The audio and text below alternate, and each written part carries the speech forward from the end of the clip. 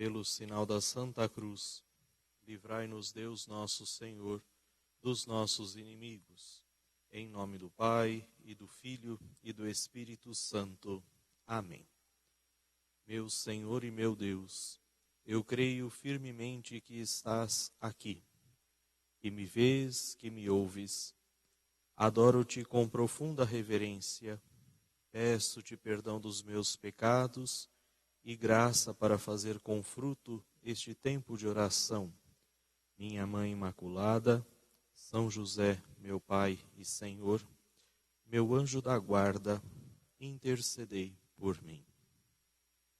Estamos traçando um itinerário denominado A Busca das Verdadeiras Alegrias.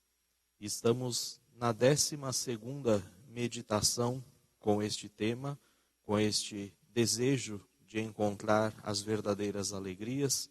E o tema para esta nossa reflexão de hoje é exatamente a alegria e a fidelidade.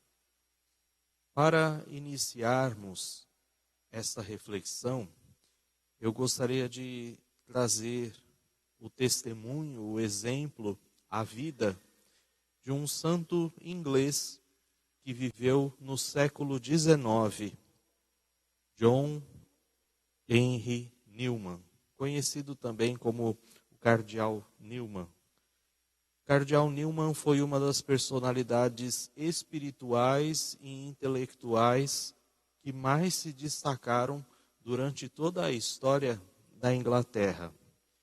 E a partir de alguns pontos da sua vida, vamos passar por isso rapidamente, porque este não é o foco da nossa reflexão de hoje. A partir de alguns pontos da sua vida, nós vamos encontrar elementos para a nossa reflexão.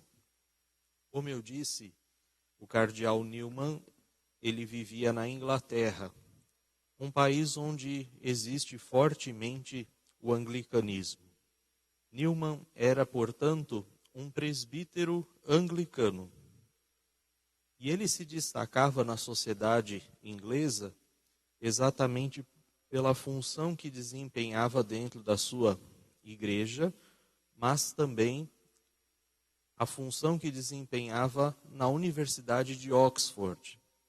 Newman era um notório mestre, um notório professor, ele era um grande orador, ele era um fino teólogo, intelectual de destaque, enfim, eram muitas as qualidades que faziam dele um dos mestres favoritos na Universidade de Oxford. No ano de 1845, Newman se converte ao catolicismo. Na sociedade que ele vivia no seu tempo, predominantemente anglicana, ele imediatamente teve que se afastar de todas as suas funções, tanto na sociedade quanto na universidade. Ele foi renegado por seus amigos, por seus familiares, por aquelas pessoas que eram próximas, exatamente sendo considerado um traidor da sua religião, da sua fé. Inicialmente, quando ele se converte em 1845 ao catolicismo, ele foi muito bem acolhido no meio católico. Os católicos o acolheram com muita alegria, com muita satisfação. Porém, o seu método de evangelização, a sua forma de evangelizar, era considerada muito avançada para o seu tempo. Ainda hoje nós podemos adotar pensamentos, formas de ação do Cardeal Newman, exatamente porque elas ainda correspondem à realidade que nós vivemos. Porém, para o seu tempo, 1845, o século XIX, eram consideradas ideias muito avançadas, inclusive pela Cúria Romana, o que ocasionou uma certa perseguição ao Cardeal Newman, à sua forma de evangelizar, dúvidas em relação ao seu apostolado. E isso tudo só foi se esclarecer quando Newman já estava praticamente nos últimos anos da sua vida. O que trouxe a ele uma das grandes honrarias da igreja, que foi o título de cardeal concedido pelo Papa Leão XIII já nos últimos anos de sua vida. Cardeal Newman, em 2010, foi beatificado pelo Papa Bento XVI, quando fazia uma visita à Inglaterra, e agora, recentemente, no ano de 2019, foi canonizado pelo Papa Francisco na Praça de São Pedro. E olhando essa história breve, esse breve relato sobre a vida do cardeal Newman, santo da nossa Igreja Católica, nós podemos refletir como, diante de tanta incompreensão, diante de tanta perseguição, por longos e longos anos, como é que ele se manteve firme? Ele parecia fracassar no aspecto da fé. Ele se converte ao catolicismo e é incompreendido, e é perseguido. Aparentemente isso é um fracasso. Certamente deve ter despertado no seu coração muitas vezes o desejo de voltar à vida antiga. Certa vez, inclusive, um jornal britânico publicou que ele estava voltando ao anglicanismo e ele rebateu isso com muita força, com muita veemência. Então, como é que ele se manteve firme, ele se manteve fiel diante de tantas atribulações, diante de tantas adversidades? A primeira coisa que nós podemos pensar é que ele se manteve firme pela sua fé e pelo seu amor. E também sem julgar, sem condenar aqueles que desconfiavam da sua teologia, desconfiavam do seu apostolado. Depois, outro ponto que nós podemos destacar: a cada dia, a cada instante, pelos seus escritos nós percebemos isso claramente. Newman crescia muito na questão da oração e da vivência diária das virtudes. Newman oferecia os seus sofrimentos pelaquela situação que estava vivendo. Muitas vezes nos falta isso na nossa vida diária. Ao invés de reclamar dos sofrimentos, oferecer a Deus as nossas dificuldades, os nossos sofrimentos.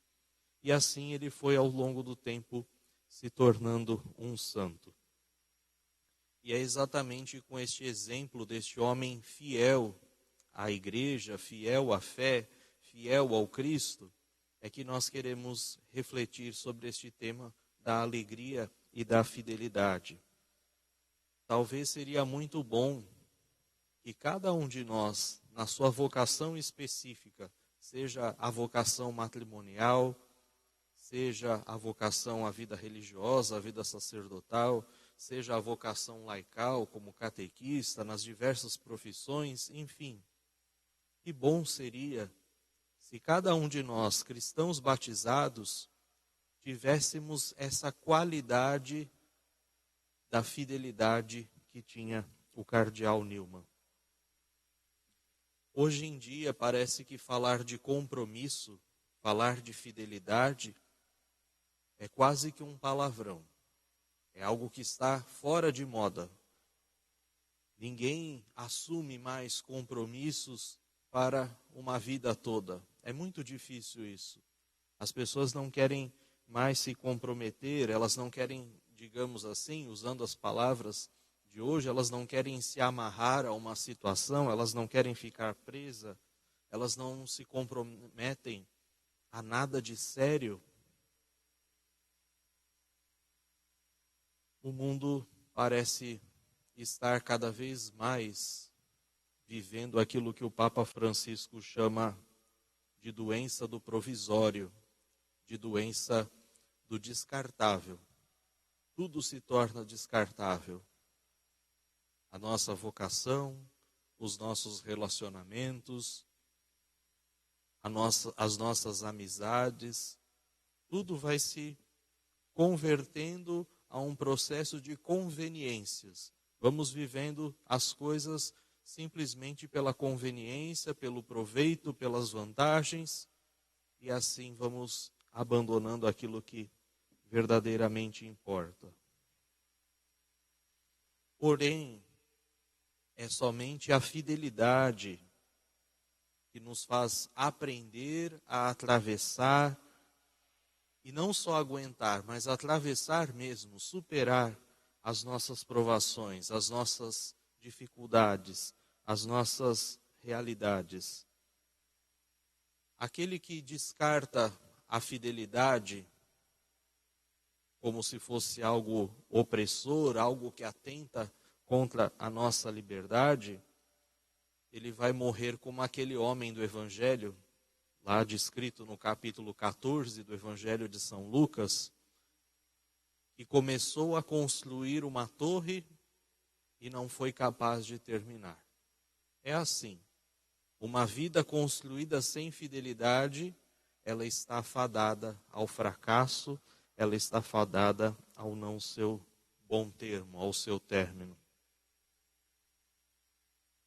A pessoa que edifica a sua vida sem fidelidade, como eu disse, ela será sempre frustrada, nunca poderá saborear as verdadeiras alegrias da sua vida.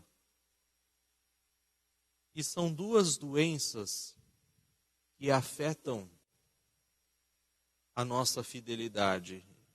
São doenças que eu diria doenças mortais que acabam com a nossa fidelidade.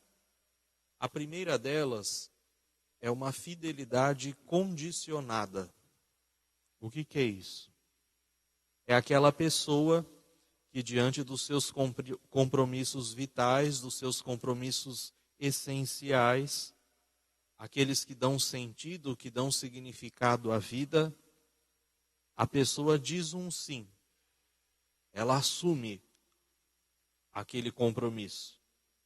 Porém, ela não assume aquele compromisso como fez Nossa Senhora, faça-se em mim a tua vontade, um sim pleno, um sim consciente, um sim com vontade. Mas ela assume esse sim com uma pequena partículazinha antes, se. Então, serei fiel se não for difícil. Serei fiel se não for muito chato, se não for muito cansativo. Serei fiel se não me incomodar, se não me atrapalhar. Então nós vamos colocando condições, nós vamos condicionando o nosso sim a Deus, o nosso sim aos compromissos da nossa vida. E essa incapacidade que nós temos de assumir, de decidir compromissos, com fé, com fidelidade, é que explica tantas e tantas situações que nós estamos vivendo no nosso mundo de hoje. Para aqueles que são egoístas, para aqueles que não querem saber, não querem viver a grandeza do amor, a palavra assumir compromisso hoje está sendo substituída por outra palavra, experimentar. Então, eu vou experimentar, eu vou ver se eu gosto, eu vou ver se eu não me canso, eu vou ver se eu me acostumo, eu vou ver se dá, eu vou experimentar. Se não der certo, se eu experimentar, se eu não gostar, eu largo tudo e pronto. Só que nesse passo, nessa situação, quando as coisas começam a se tornar cansativas, quando as coisas começam a se tornar difíceis, vai surgir sempre a crise. E é nessa hora da crise é que Deus nos dá a oportunidade de superar aquilo que está nos trazendo sofrimentos e, ao mesmo tempo, superar a nós mesmos nas nossas limitações, nas nossas dificuldades, nas nossas infidelidades. Toda a crise, sem exceção, ela pode ser uma crise de crescimento, ou pode ser uma crise terminal. Nós é que vamos escolher o que essa crise significa nas nossas vidas. A crise do crescimento ela vai nos trazer desprendimento, humildade, fortaleza, prudência, caridade, sempre vai nos acrescentar virtudes diante daqueles problemas que nós estamos superando. O problema é que atualmente a maioria de nós olha as crises como um mal, olha a crise sempre como algo terminal, algo que vai acabar com a nossa vida, algo que vai exterminar a nossa existência. E nós não lutamos mais, nós não nos esforçamos mais para superar essas crises. A gente não abre, não dá oportunidade para que o nosso coração se abra a essas provações e assim encontre virtudes. A gente não luta mais para ser fiel diante das crises. Outra doença que acomete gravemente a nossa fidelidade é o que nós chamamos de fidelidade de manutenção. Essa é a fidelidade daquela pessoa que não abandona o barco, não abandona o navio, porque não tem coragem. Então a pessoa se limita a ir tocando a sua vidinha daquela forma, sem o menor esforço, sem a menor dedicação, simplesmente de forma morna, de forma apagada, para que ali a sua situação se mantenha.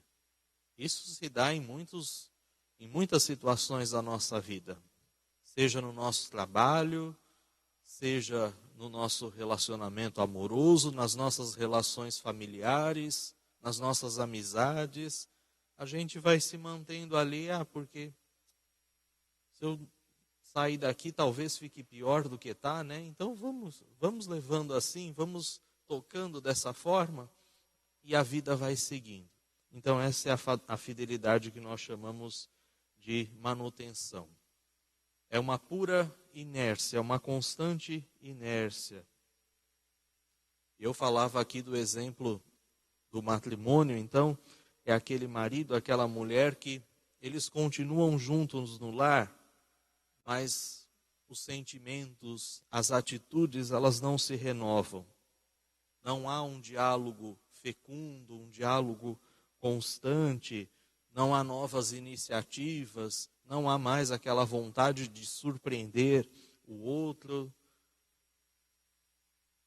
Eles vão começando a olhar a vida familiar, simplesmente a felicidade na família, como um sonho ingênuo, algo que se limita à lua de mel, que acaba ali. Porém, esses casais, eles esquecem que a verdadeira alegria da vida familiar, da vida matrimonial, da felicidade conjugal, ela está não em momentos excepcionais, mas ela está na vida cotidiana, ela está no dia a dia.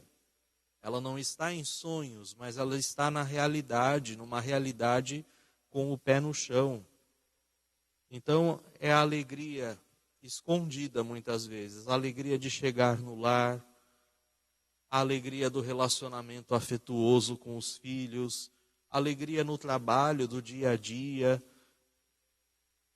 onde toda a família vai colaborando com uma coisinha, com outra. Então, aqui está a verdadeira alegria da vida familiar. Aqui está a verdadeira alegria da vida cotidiana. Aquela família que sabe enfrentar com espírito esportivo as dificuldades, os sofrimentos do dia a dia, leva tudo ali na brincadeira e vai superando tudo aquilo.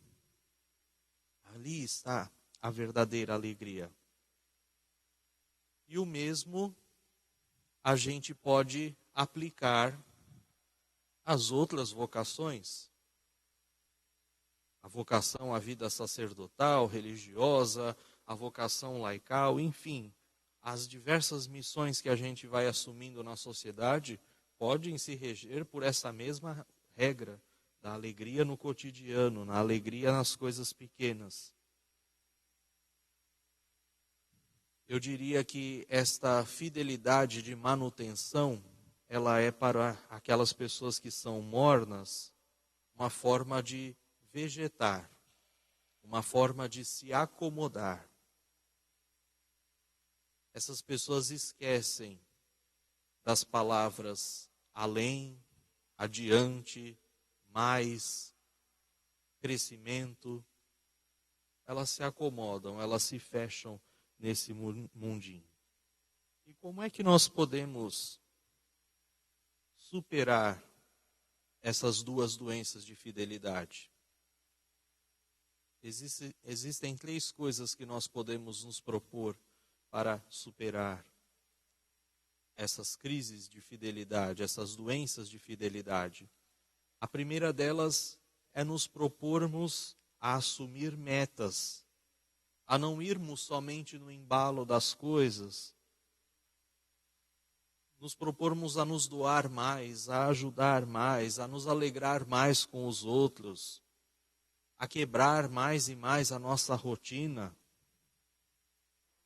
A segunda coisa, nos propondo a superação, procurar meios, procurar livros, procurar formações, procurar uma vida de oração mais intensa, para sair desse monótono do dia a dia, para renovar cada vez com mais firmeza os nossos compromissos.